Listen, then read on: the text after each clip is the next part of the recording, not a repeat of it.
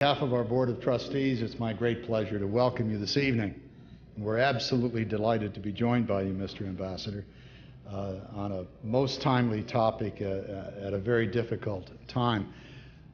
For our reception this evening, let me thank two sponsors of this evening's program, McCormick & Company and Northrop Grumman Electronic Systems International.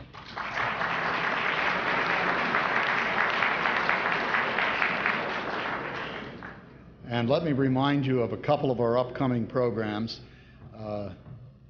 Dr. Robert Scales, retired Major General, former Commandant of the Army War College, and author of 4 books on future war, will speak on the Iraqi War and the future of American arms. That will be a week from this evening at the World Trade Center. And of course, we'll be joined by the Ambassador of the Federal Republic of Germany to the United States on the 2nd of May. That will also be at the World Trade Center, but it will be an afternoon program. Our topic tonight is the role of Turkey in international politics. Turkey occupies an obviously critical and important place, not only geographically, but in America's alliance structure. None of you have to be reminded of the centrality of the questions which spin out around the foreign policy of Turkey. We're fortunate to be joined by the Ambassador, who is a graduate of Brandeis University, a Bachelor of Arts degree in Political Science, PhD from Princeton in 1969. Taught at Middlebury College for a while, a wonderful liberal arts institution. And he's written a book which is the life and times of the second president of the Republic of Turkey, with a subtitle of The Emergence of Modern Turkey. So the Ambassador certainly has reflected upon the place of Turkey in the modern world intensively. The Ambassador has been a member of the Foreign Service since 1971. He's served, of course, in the Foreign Ministry. He's specialized in European and Middle Eastern affairs. He was one of their major figures with respect to Cyprus and Greek issues. He's been posted abroad at the European Union, which was then the EEC, been posted to Bangladesh. He served as the ambassador of his country to Denmark and to Azerbaijan. Most recently, he was undersecretary within the Ministry of Foreign Affairs before assuming his post in Washington as ambassador shortly after 9/11 in 2001. It's my enormous pleasure to present to you the Ambassador of the Republic of Turkey to the United States, Mr. Logoglu.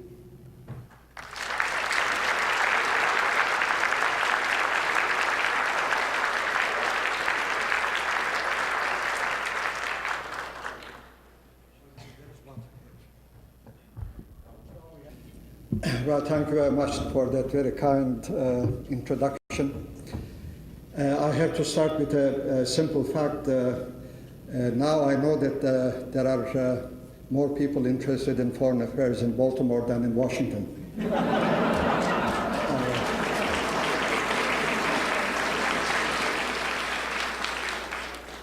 I was told by a Washingtonian that all the talented people in this country go to Hollywood. All those people who want to make money go to New York, and all the smart people come to Washington. I was always suspicious. Now my suspicions are confirmed. But it is really truly felt pleasure and privilege to be here in Baltimore. I really cannot hide my, this fell.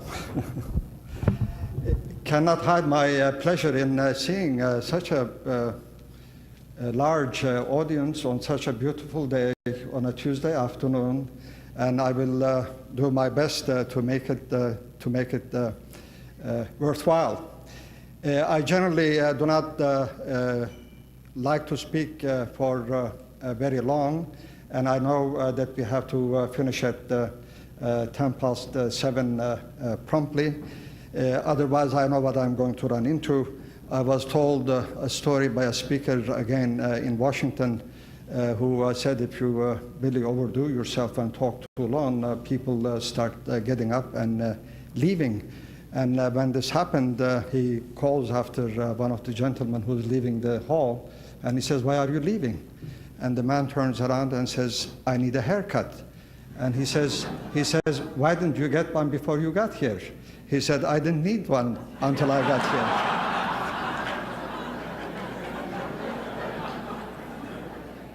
So I will try to avoid that predicament. Let me briefly introduce the subject to you under two headings. One, I will briefly first refer to the kind of relationship we have with the United States. And then under the second heading, I will again briefly describe the kind of country Turkey is in its various regions, and the role it has played and it is continuing to play in regional and global politics. As far as our relationship with the US is concerned, this is basically a relationship of friendship, of alliance, and of strategic partnership. The friendship part goes back many years, but the point where these two countries really came together was during the Korean War. That's where when Turkish soldiers fought along with American soldiers, and in terms of proportions, we suffered more casualties than anybody else.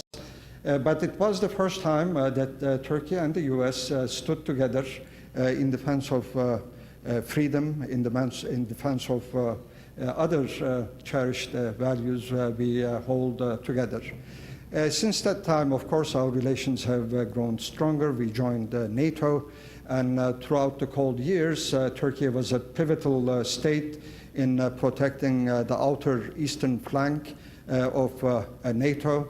A lot of countries felt that with the demise of the Soviet Union, the importance of Turkey would be diminished, but that didn't happen because for very clear reasons, Turkey was going to be an important actor in regional and international politics.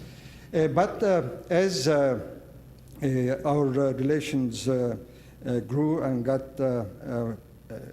got stronger, we discovered that it was not just narrow self-interests, but also values such as democracy, rule of law, respect for human rights, and the defense of basic liberties and freedoms that brought us together. And certainly most recently, the events of September 11 opened another front of cooperation and solidarity between our two countries. Turkey had herself suffered from terrorism for many years, basically in the last 20 years, at a cost of 30,000 lives lost, hundreds of millions, sometimes billions of dollars spent to wage this war on terrorism. So when September 11 occurred, we knew exactly what this great nation was going through, and we came forward and expressed our sympathies and solidarity with your country.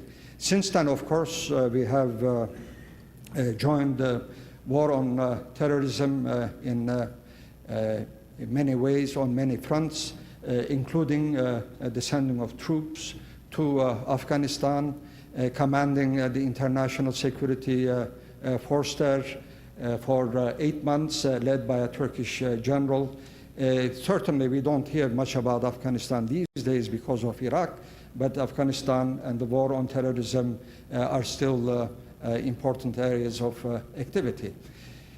Now, this relationship between our two countries is very solidly based on mutual values and mutual interests.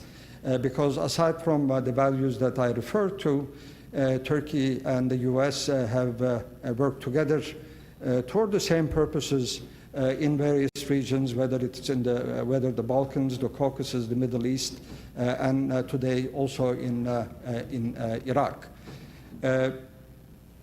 I therefore would like to submit to you that while there may be ups and downs in the relationship between Turkey and the US from time to time, this is a solid relationship that's clearly based on the sharing of mutual values and on the sharing of many interests to the benefit of the two countries and of the two nations.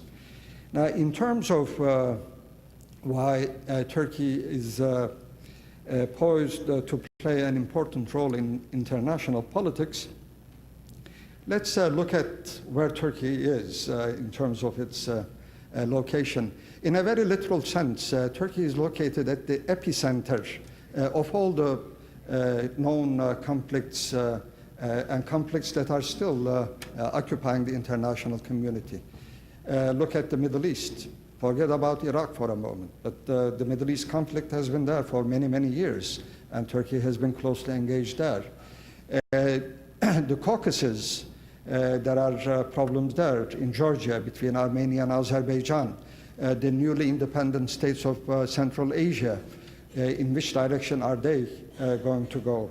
Whether they are going to be more democratic with their resources, important resources of oil and gas, or are they going to be just underdeveloped, poverty and bribery-ridden, corruption-ridden societies?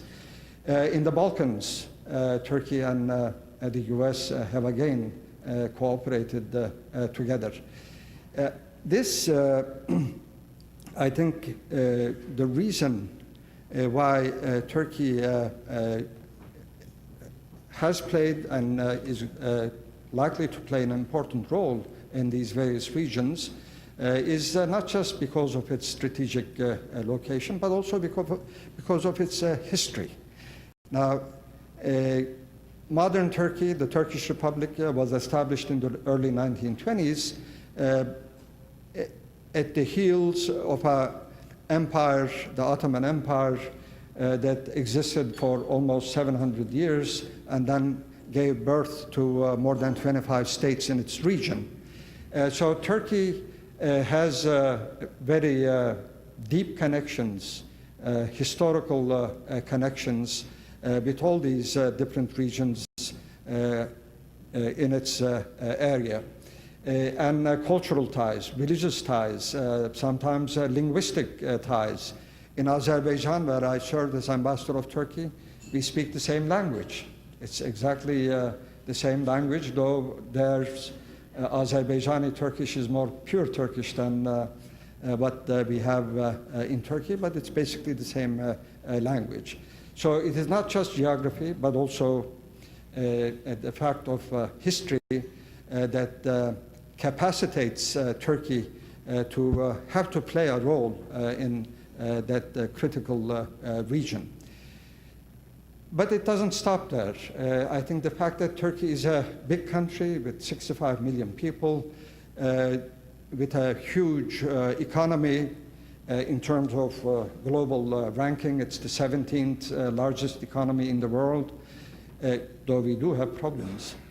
It has a very dynamic population, but I think one fact that is a defining fact and that empowers Turkey to exert influence and the ability to play a role in its different regions is the fact that Turkey is a democracy. And this is something to ponder about for a few seconds, because Turkey is just about the only example, even today, of a country that has a predominantly Muslim population, that has successfully put in place a functioning democracy, a parliamentary system of government, and that has also maintained, since its foundation in the early 20s, a secular way of life. Now, what does that mean, a secular way of life? I think in the American context, it basically means separation of church and state. In Turkey, it's a bit more complicated than that, and it refers basically to the fact that religion, including the predominant religion of Islam, because 98% of the Turks are Muslims, putting Islam in a private domain, so that it has not much to say in the public domain, in the way the state is organized, and in the way our educational system and our legal system is organized. That is to say, in Turkey, the laws, penal law, civil law, criminal law, commercial law, all these are based on what you might have in Italy, Switzerland, or Germany, or in this country. These laws have nothing to do with Islamic precepts, Islamic principles. And this is what separates Turkey from just about every other country that has a predominantly Muslim population. Certainly, the separation of Islam from the way the society and the political system are organized has been the defining factor in whatever successes we have had as the Republic of Turkey in the past 80 years or so. And today, in the context of a clash of civilizations, the rise of terrorism, and in many circles, the rise of terrorism is associated with the rise of Islamic fundamentalism, though I think that is a point of view very much subject to debate. The Turkish experience, sometimes referred to as the Turkish model, is of relevance in terms of where we want to move in this new 21st century. We are not suggesting that the Turkish model is the best model. We are not even claiming that it should be applied, one-on-one in this country or that country. All we are saying, and I think we have many American friends and European friends who say the same, that the Turkish experience does offer some lessons to how some of the countries, especially in the Middle East, might want to move in the future. And this becomes again relevant in the context of the Iraqi situation. And I know in your minds there are many questions relating to that subject. But let me just conclude by saying that even though our relationship with the US is strong and will remain strong, we have been going through a difficult period recently because of Iraq. Now, the US wanted a bigger contribution from Turkey in terms of enabling the US to open a northern front by deploying American troops into Iraq from Turkey.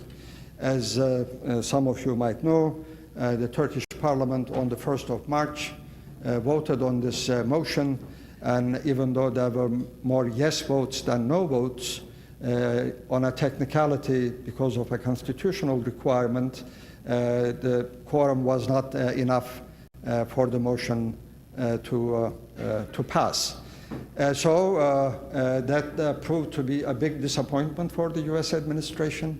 It also created a lot of anger here, a lot of frustration in the US, sometimes in the media, even in the public, depending on whether you were against the war or for the war, because those who opposed the war applauded Turkey's action, the decision of the Turkish parliament.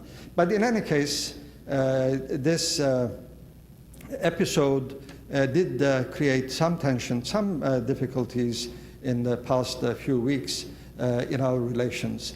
Now, I'm very happy to be able to say, as the ambassador of Turkey, that especially after Secretary Powell's visit to Ankara just recently, Turkish-American relations are back on track. I think there will be some lingering memory of this recent period, but I think we can look forward into the future with a reasonable sense of confidence that these two countries, Turkey and the US, will continue to be partners in trying to address such issues as terrorism and regional questions like the Middle East peace process, the question of Iraq, the Balkans, the Caucasus, Central Asia. And this is going to be a partnership that will benefit our two countries and will help promote, again, democracy, rule of law, and respect for human rights and market economy principles in different parts of the world. So I want to end here with an optimistic note and get into the tougher issues through your questions. Thank you very much.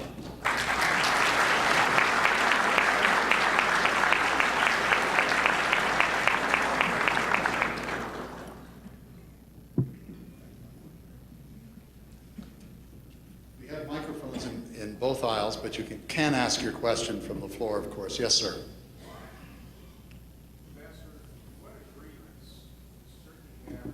States regarding the Iraqi Kurds. Agreements or understandings? What agreements or understandings does Turkey have with the United States about the Iraqi Kurds? Turkey and the US do not have any agreements in a formal sense. We do have some understandings with the US which are as good as agreements, and these are the following: that under all circumstances the territorial integrity and political unity of Iraq must be preserved, protected, and respected, and that there should be no imposition by any Iraqi group of the kind of system, the future of Iraq, of the kind of system that should be dictated or imposed by one group on other groups. Another basic parameter refers to the fact that the natural resources of Iraq, including its oil, and all its cities and regions must belong and must be enjoyed by the people of Iraq as a whole, which rules out the possibility and the prospect of saying, you know, here is the northern part of Iraq, and here the Kurds live, and the oil fields in the north should be exploited by them. Here is southern Iraq, and the Shiites live there, and the resources, the oil fields in the south should belong to them. This understanding precludes that kind of division of Iraq into parts, either in terms of regions or in terms of its natural resources. The basic idea here is to make sure that there is a single Iraq, one Iraq, that will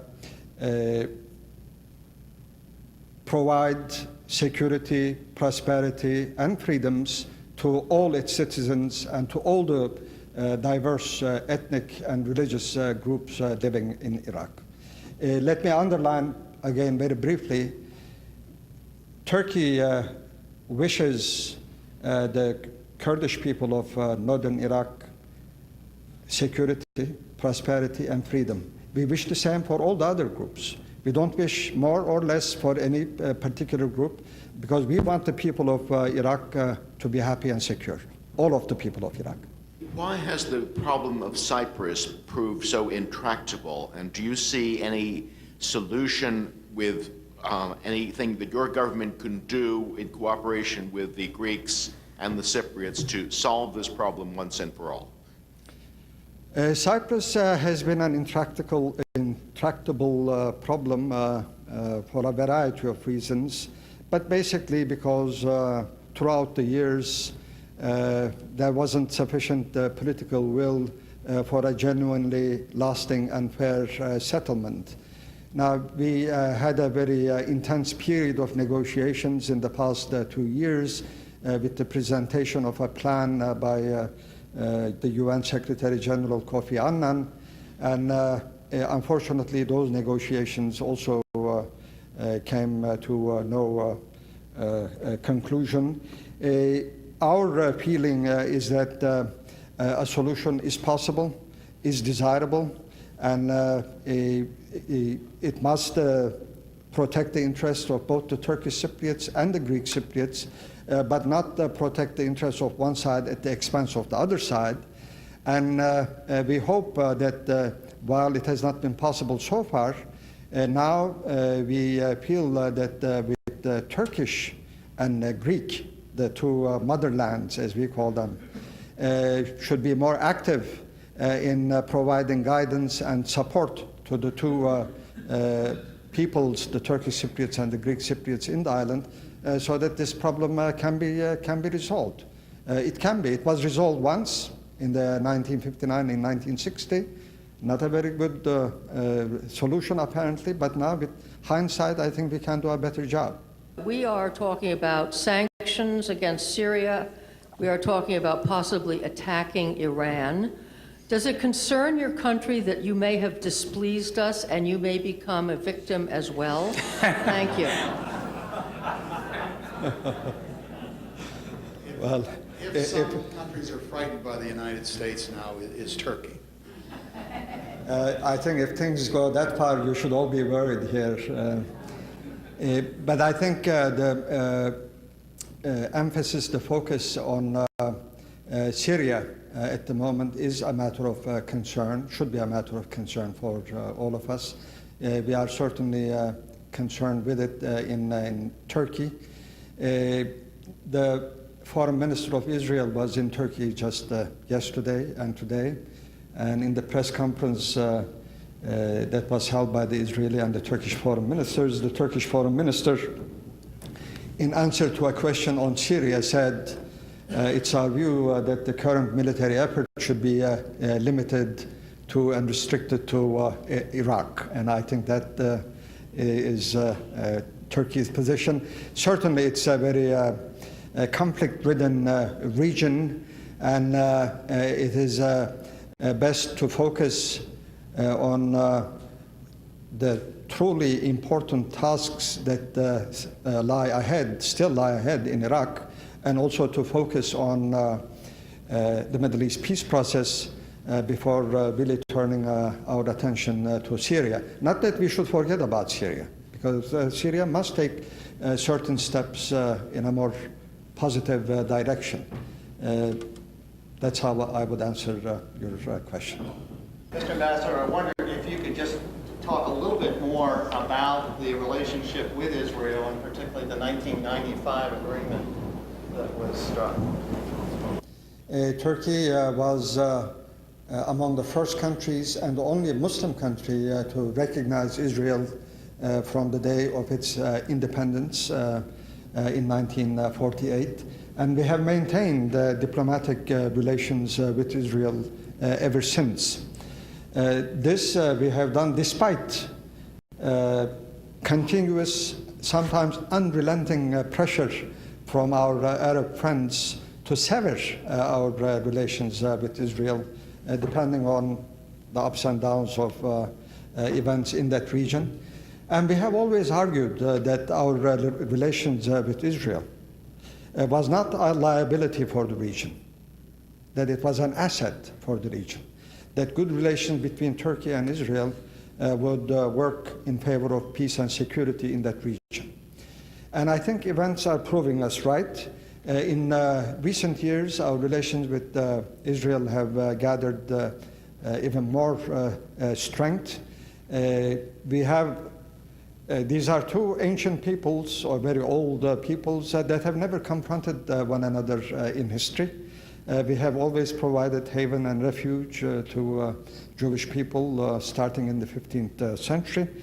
And our relations in the last few years have expanded beyond a political relationship into a defense relationship and also into a very important commercial trade relationship.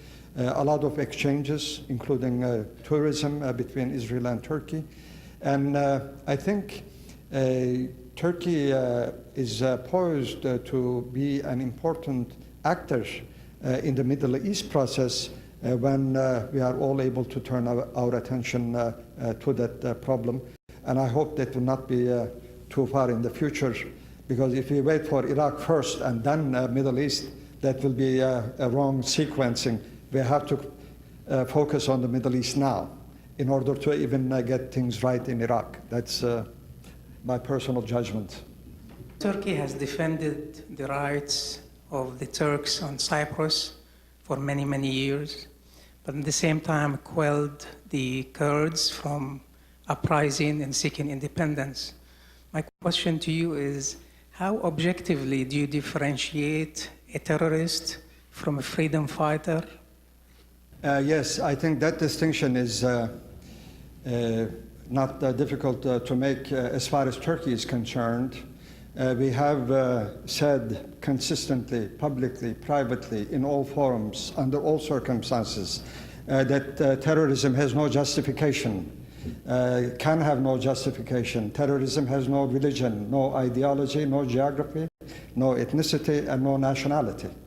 And therefore, any terrorist act committed by anyone, by anywhere, for us is a terrorist act. Full stop. What would Turkey do if the Kurds in Iraq and those in Iran and those in Turkey all got together and declared an independent Kurdistan? Yes, hypothetical question, and the answer has to be hypothetical, even though there is probably a lot of reality to what I'm going to say. We would resist it. We would do everything to undermine that prospect, not because we oppose those benefits that should accrue to the Kurdish people of Iran, to our citizens in Turkey of Kurdish origin, or to the Kurds of Iraq. They are entitled to security, prosperity, freedom, as any other group in that region. The trouble with the idea of a Kurdish state is that it would push that problematic region into deeper conflict if you undermine the territorial integrity of any one of those countries, or it would be even worse, catastrophic, if you undermine the territorial integrity of all three of them at the same time. That would be a recipe for disaster. We know for a fact that all the three countries that you mentioned oppose the prospect of an independent Kurdish state. We are in full agreement with the US in this respect, and the Kurdish groups in northern Iraq themselves are in agreement with the fact that their future is within a single Iraq. This is what Mr. Talabani and Mr. Barzani have said to us, to the Americans, and even publicly. And that is the direction in which we should move. Stability, safety, security for all the peoples in the region pass through certain parameters. The most important one of them is to make sure that those countries remain territorially integral. If you start dividing them up, you are opening a Pandora's box with very dire and unpredictable consequences. I understand that many Israelis over the years not only are not fearful of Turkey, but just the opposite. They visit Turkey, they spend their money there, they vacation there time and time again. And when I read that, it shed Turkey in a slightly different light to me. So the country is to be commended there. And maybe people don't realize that, but I was actually astounded when I read that and pleased. That's the comment. The question is a little bit more harsh, I guess. You know that in the United States, we don't eat French fries anymore. We eat freedom fries. We don't eat French toast. We eat freedom toast. And it came to mind, I hope on Thanksgiving, we still eat turkey, okay? And I hope we stay in good graces with Turkey. But my direct question is this, actually, on a serious note. It seems to me that Turkey, because of the reluctance that you alluded to earlier to have that technicality, that vote in our war with Iraq, you gave us some pause. You gave the United States some pause and some problems. And I also understand that Turkey was, and I have to put this in quotes, bought off, was paid, whether monetarily or perhaps in trade or whatever, in order to have the United States allowed to use the full facilities of your country. And I would like your comment on that. While it's true that the Turkish parliament failed to approve this motion to allow the basing of American troops in Turkey, Turkey's support to the U.S. in connection with Iraq never stopped. It was there before the onset of the military conflict, and very important, critical, key facilities were provided after the onset of military action against Iraq. What did we do before the war? We provided to the U.S. The ability to enforce the no-fly zone in the north, a practice which for 10 years provided security to the Kurds and other elements of the Iraqi population in the north of Iraq. There were unpublicized modes of cooperation to contain terrorist activity in northern Iraq, so that special elements were allowed to go, special American elements were allowed to go into northern Iraq from Turkey. Since the war, while it's true that there was no basing of American troops in Turkey, we have provided the following facilities to the U.S. We have provided overflight rights through Turkish airspace. And this is not like, providing Poland or Italy providing airspace to the U.S. This is Turkey next door to Iraq, so that the 173rd Airborne Division got into Iraq from Turkish airspace. Missiles, aircraft, thousands use this facility. We have also, after Secretary Powell's visit, provided the flow of logistical supplies to northern Iraq, including food, water, and fuel and construction material. Also allowed humanitarian assistance, evacuation of casualties, emergency landing rights to injured American aircraft or warplanes, if you like, in various bases in Turkey. And all these facilities, and I may be omitting a few points here and there, were provided to the U.S. Not in return for any favors, certainly not in return for any money from the U.S. Yes, in the supplemental bill that was just approved by the U.S. Congress, there is a provision for Turkey for $1 billion, but we didn't ask for it. The U.S. made its own decision, the administration, underlining and looking into the future, underlining the fact that Turkey is an important partner and the health of the Turkish economy is important for the region and for the U.S., and that's why it was put there. And my bottom line, therefore, is, depending on your review, you may or may not like this, but the support and facilities provided by Turkey to the U.S. Was of a critical nature, of critical importance, maybe short of what the British did, but still very important in the prosecution of the war effort by the U.S. In the last couple of years, all we've heard about is weapons of mass destruction with little countries having weapons of mass destruction. It seems okay if the big countries have them and everything. But recently I've been hearing that one of the reasons that Iraq and Syria and Iran want weapons of mass destruction is to counter Israel's nuclear capability. So my question is, I don't know how the rest of the world, we get slanted news here and everything, but the rest of the world, in order to have true peace in the Middle East between Israel and all their Arab nations, do they have to give up their nuclear capability, and then the other countries won't be developed? They call it the poor man's nuclear capability as chemical and biological warfare and everything. So I just wondered how the rest of the world feels, or you are part of the rest of the world. I mean, if they have true peace, does Israel have to give up their nuclear capability? Naturally, somebody has to give them guarantees that everybody won't overwhelm them, but it's terrible when you think, well, Syria and Iran and Iraq are developing these cheaper weapons to counteract what Israel has. Would you comment on the importance of Israel giving up its weapons of mass destruction to a peace settlement?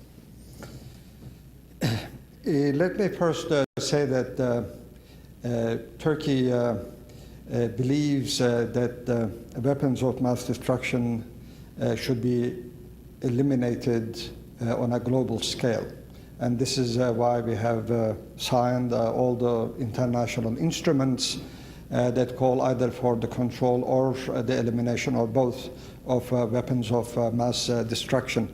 As far as the Middle East is concerned, of course, we are very much aware, acutely aware of what some of our neighbors are doing, either with nuclear energy or with missile systems or with other types of weapons of mass destruction. And in the context of the Middle East, I think the factor of Israel and what it has in terms of nuclear capability is an issue that needs to be addressed. But I think the priority now is to achieve a negotiated peace settlement as between Israel and the Palestinians, and then Israel, Lebanon, and Syria at the same time. If we can reach that point, then we will all be in a better position to address more effectively and more deeply the question of weapons of mass destruction in that entire region. What is the Turkish view on the future of NATO and the European Union? We feel very strongly that NATO is a centerpiece of Euro-Atlantic security, will remain so, and is poised to play important roles in a variety of contexts, and not in the traditional context of Europe. For example, NATO has done some useful things in Afghanistan. NATO may do certain useful and important things even in Iraq. NATO has proved its capacity to survive and to adapt to changing conditions. It has expanded, it has enlarged, and I think it has proven its ability to remain relevant. And as a faithful member of NATO, we feel very much that NATO is going to be an important security plus institution in the years to come. We also got important help from NATO in the context of the Iraqi conflict, and that proved to us directly the importance of NATO. The European Union, we certainly aim to be a member of the European Union.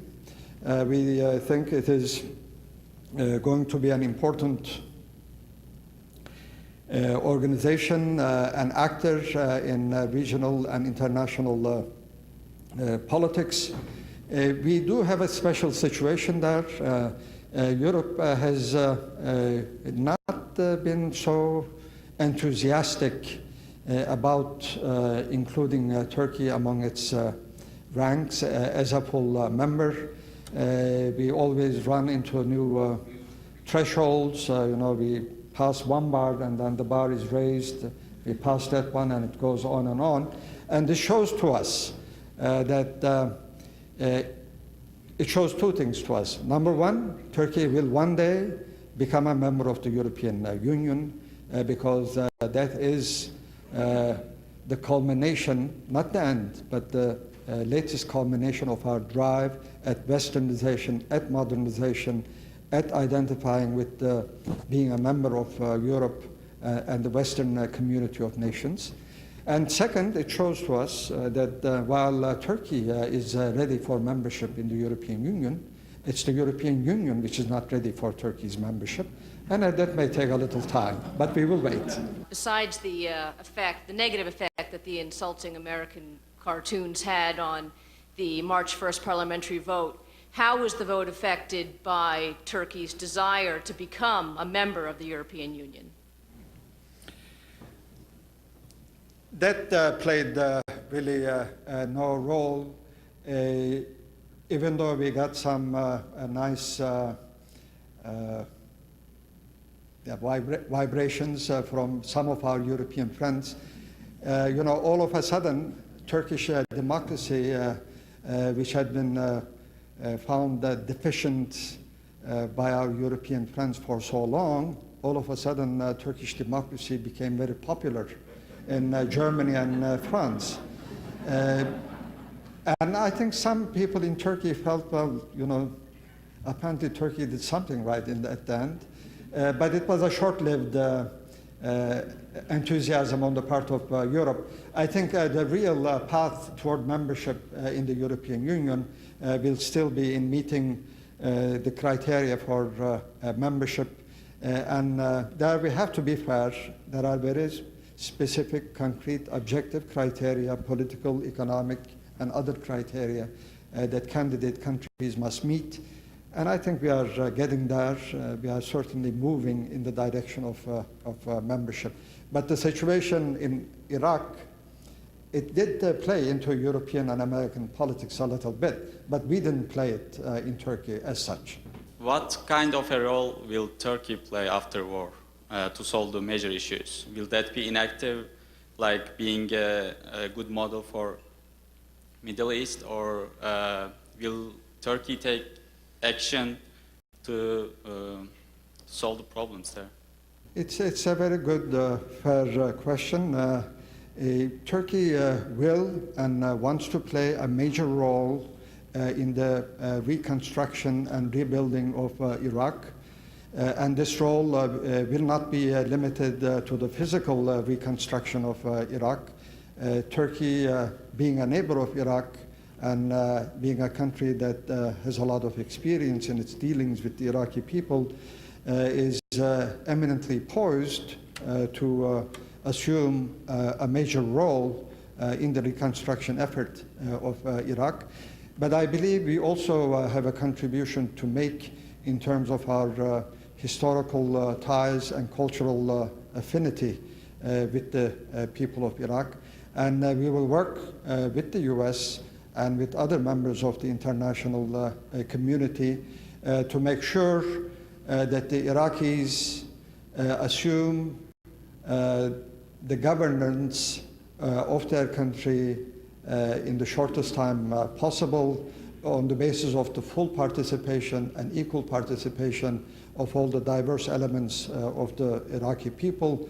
And we describe them as Arabs, Kurds, Turkomans, Assyrians, Chaldeans, and others. It's a very diverse country, but they have the resources and they have the talent to turn that country into one of the greatest showcases in this new age. It was a showcase many, many centuries ago, and it can again be a showcase in this 21st century. And Turkey would like to help in that process. Mr. Ambassador, you may be aware that last year the Maryland state government passed a resolution for an annual commemoration of the so-called Armenian genocide of the period 1915 to 1922. I understand that many more Anatolian Turks, Kurds, and Arabs died as a result of the terrible ethnic bloodshed during that period. And I wonder if you have any suggestions or comments regarding the action of the Maryland state government. Thank you. Question of genocide a few years ago. Yes, sir. Good evening. I was wondering if you could comment on the role played by the armed forces in Turkey, and specifically what actions you might expect the armed forces to take if a fundamentalist Muslim government were to be elected. Good evening. My question is, Turkey is a country member of the European Union, and as such, I think that there are going to be talks. They're going to have talks between them. My question is, were there any talks before the war in Iraq, and do they talk now about it? With the European Union? Yes. Sir. Mr. Ambassador, you commented on the relationship between Turkey and Israel. Would you care to comment on the relationship between Turkey and the Palestinians? Turkey and? The Palestinians. Palestinians, yeah. If the ambassador finds overlaps, I'll be most interested.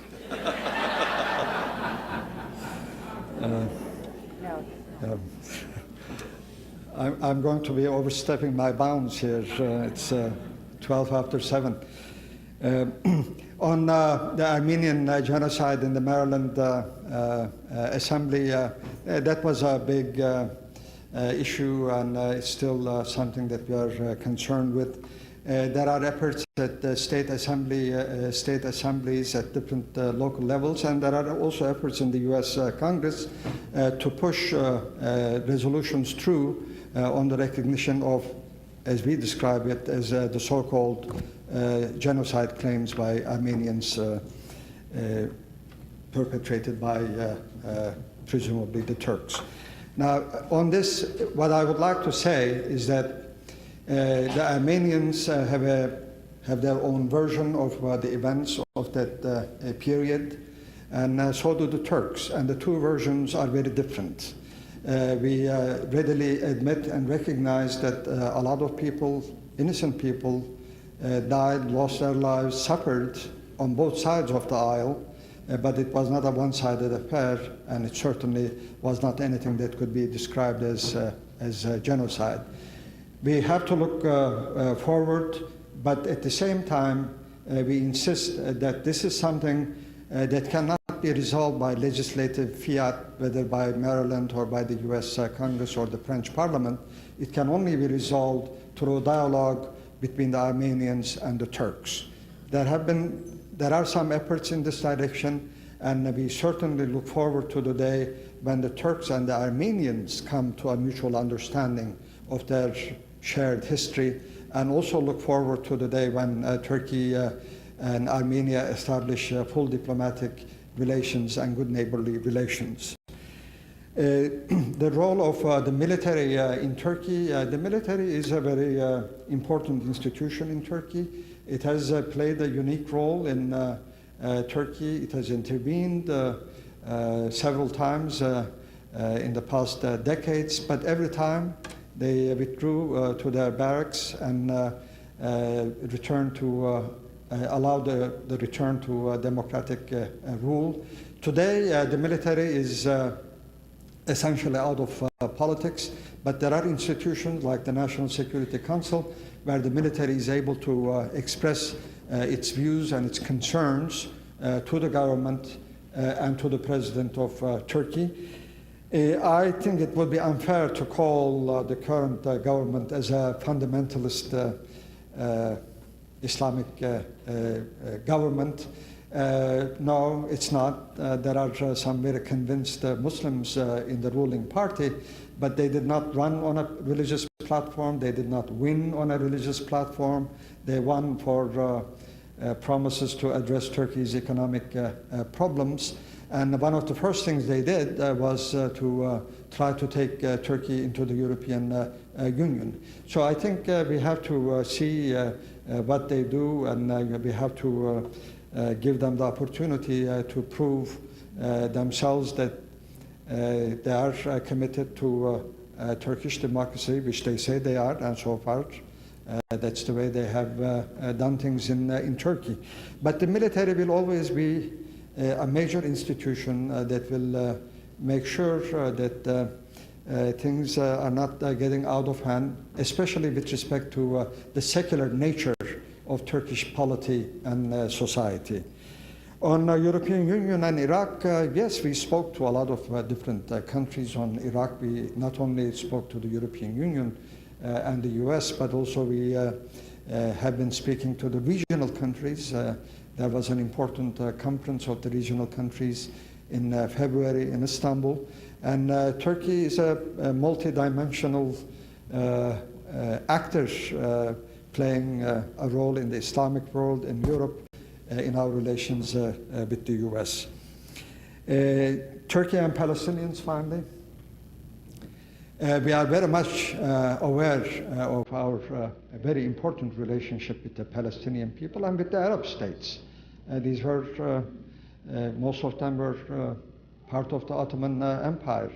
And we do want to see a Palestinian state, and we do want to see the rights of the Palestinian people respected.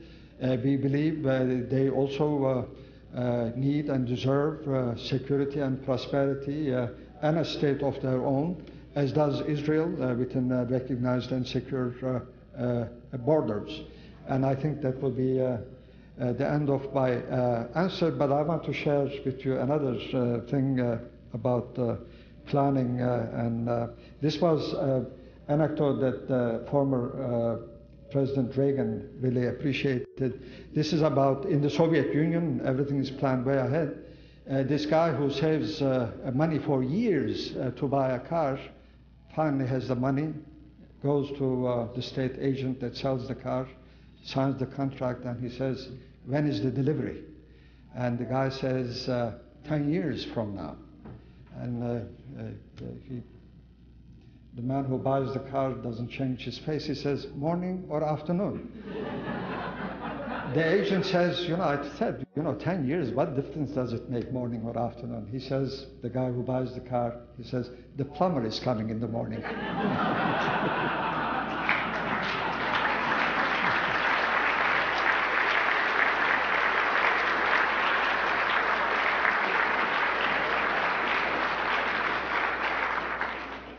Mr. Ambassador, we thank you very much for sharing your wisdom with us. You've been very generous with your time and for sharing your wit as well. It's been a wonderful evening. Thank you so much.